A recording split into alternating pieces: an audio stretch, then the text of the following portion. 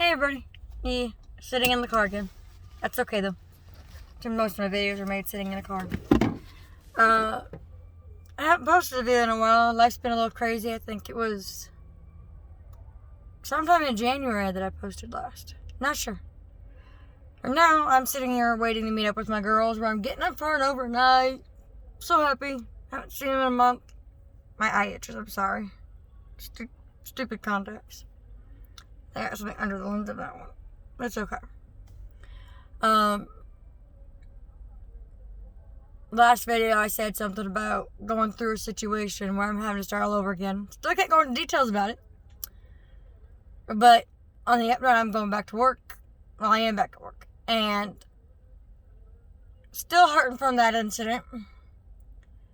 But I come out stronger than it. And I'm coming out on top of it. Because nobody has control over me or what I'm going to do with my life. If I want to start from over, I'm going to start over. I'm not going to let the actions that somebody else did to me prevent me from living my life and being happy. I'm going to be me.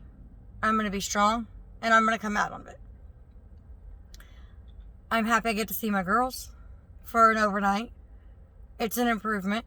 We went from seeing them, well, I went from seeing them once or twice a week, once or twice a month for a few hours while we ate lunch, to once a month right now, but I get them overnight. So full 24 hours I get them. Eventually that'll go to twice a month, but with work, I have to randomly adjust my availability. And we're starting out with the overnights once a month to make sure the girls can be okay with it and transition into it. Because I need to see my girls and they need to see me. It's important that I'm part of their lives. Yeah, we live like 6.5 hours apart. It's not ideal. I'm not happy about it. But there's not much I can do about that because where they live, there's not a whole lot of work. But I don't want to rip them out of school. I don't want to rip family and friends and screw them up on that. Growing up, I got pulled out of school. I hated school anyways. But I got pulled from all my family too. I really hated that. I was pulled further away from my dad, my grandparents and all that. And it bothered me. So, me and their daddy, we're friends. We get along great. We co-parent great. It's no back and forth. Well, daddy said this, mommy said that. You can't do this, you can't do that. We don't drag the kids into arguments. We don't do all that junk. Me and him talk, we communicate, we work stuff out, we make it work for us. And we do our thing, and we do what's best for the girls. That's the one thing we've always agreed on. We have to do what is best for them. No matter how we feel, or what we like, if it's what they need and what's best for them, we're going to find a way to make it work. Because that's how it should be. Without a shadow of a doubt. So, that means driving 2.5 hours once a month into Jackson to pick up my girls. So be it. I will drive 2.5 hours to go pick up my girls and spend time with them. Last time we came up here, I took them to the bounce house. I'm not doing that this time. Because, one, it's still a pandemic, and two, I think the bounce house was a little too crowded and a little expensive. And the kids were just snotty, slimy, spitting all over everything, and it's just kind of nasty. So this time, we're just going to chill at the hotel where there's an indoor pool. I bought them new swimsuits. I got them little floaty things, and we're just going to swim all afternoon. It's beautiful and it's gorgeous, so even if it was an outdoor pool, as long as it was heated, I'd throw them in it too. It's really nice weather. But, yeah, I'm starting over. And yes, I'm all over the board. I've had some luck. People have been, well, one particular person has given me a really amazing kitchen table. I have a very close, dear friend of mine. She's been letting me rent a room from her, so I'm not living on the streets.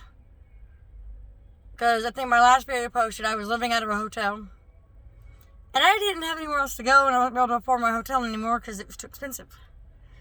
So, literally 3-4 days before I was just going to be SOL, try to find a shelter to stay in and sleep out of my car deal, she opened up her home to me and let me rent a room from her, which I'll be in for a few more months. And it was amazing and wonderful, and I couldn't be happier.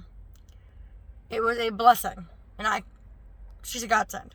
She's like a big sister to me, and I'll forever be thankful for her. And things are going really well.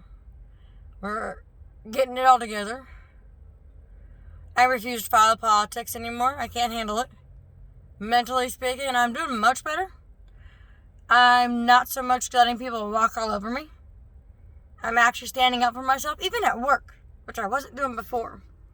I gotta put my window down. It's like hot. There we go.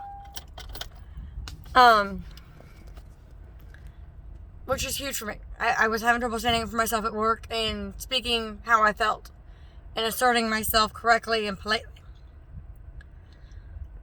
When I went back to work, everybody was saying how different I looked, how much more relaxed and happy I felt and looked, how something about me was different. I mean, other than cutting my hair and dyeing it a little bit slashed red, there wasn't much different, other than the fact that I felt so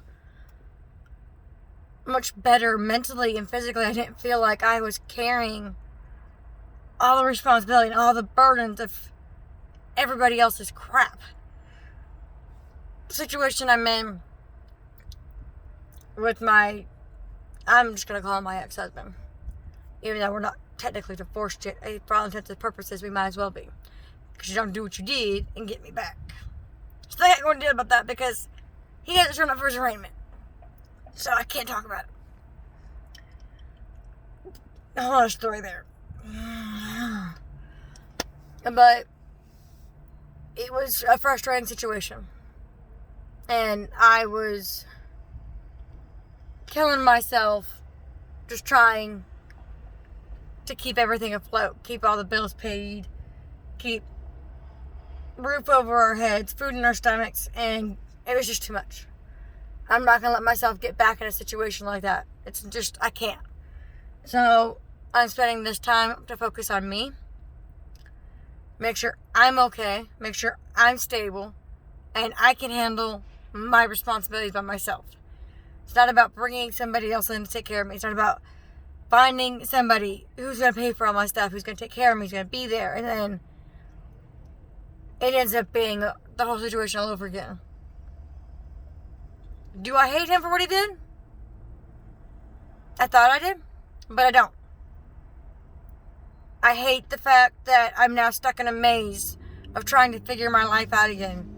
I hate the fact that I got into that situation and I let him play me the way he did. I hate what he did. But I don't hate him. I hate his actions. Hating a person is too strong a thing. And I won't do that. I only hate the actions. That's all there is to it. That's all for now, my lovelies. Enjoy living in the Oregon Trail, which is apparently what 21 is going to be called.